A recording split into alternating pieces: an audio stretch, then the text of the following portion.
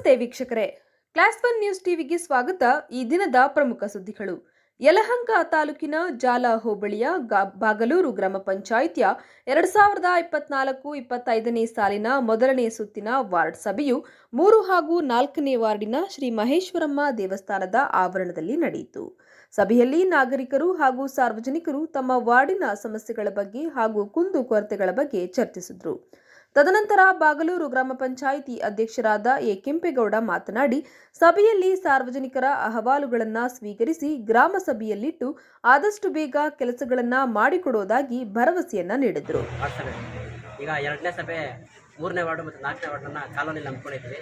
ಕಾಲೋನಿಯಲ್ಲಿ ಅವರ ಎಲ್ಲ ಅಹವಾಲುಗಳನ್ನು ನಾವು ಸ್ವೀಕರಿಸಿ ಅದನ್ನು ನಮ್ಮ ಗ್ರಾಮ ಸಭೆಯಲ್ಲಿಟ್ಟು ಆದಷ್ಟು ಹೆಚ್ಚಿನ ರೀತಿಯಲ್ಲಿ ನಾವು ಇದನ್ನು ಕೆಲಸಗಳನ್ನು ಮಾಡ್ಕೊಡ್ತೀವಿ ಅಂತೇಳಿ ನಾನು ಈ ಗ್ರಾಮಸ್ಥರು ಯಾವ್ಯಾವ ವಿಚಾರದಲ್ಲಿ ಇವತ್ತು ಚರ್ಚೆ ನಡೆಯಿತು.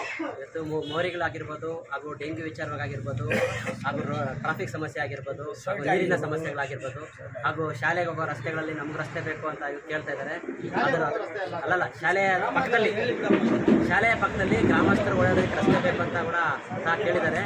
ಅದನ್ನು ನಾವು ಚರ್ಚೆ ಮಾಡಿ ಎಲ್ಲ ನಮ್ಮ ಆದಷ್ಟು ನಮ್ಮ ಹೆಚ್ಚಿನ ನಮ್ಮ ಎಲ್ಲ ಸದಸ್ಯರುಗಳ ಇದನ್ನು ಚರ್ಚೆ ಮಾಡಿ ಅದನ್ನು ಒತ್ತು ಕೊಟ್ಟು ಅದನ್ನು ಕೆಲಸ ಮಾಡ್ಕೊಡ್ತೀವಿ ಅಂತೇಳಿ ಯಶಸ್ವಿ ಮಾಡ್ಕೊಡ್ತೀವಿ ಅಂತೇಳಿ ನಾನು ಎಲ್ಲ ಗ್ರಾಮಸ್ಥರಿಗೆ ತಿಳಿಸ್ತಾ ಇದ್ದೀನಿ.